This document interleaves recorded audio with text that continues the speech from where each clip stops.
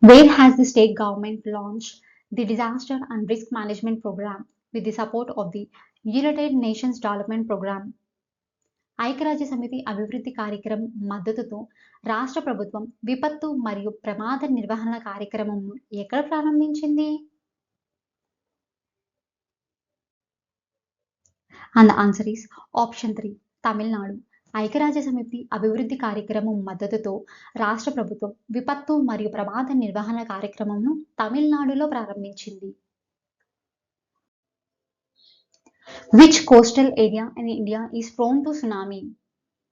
భారతదేశంలో సునామీలకు గురయ్యే తీర ప్రాంతం ఏది?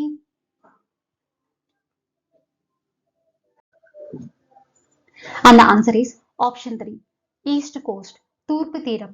భారతదేశంలో సునామీలకు గురయ్యే తీరం ప్రాంతం తూర్పు తీరం.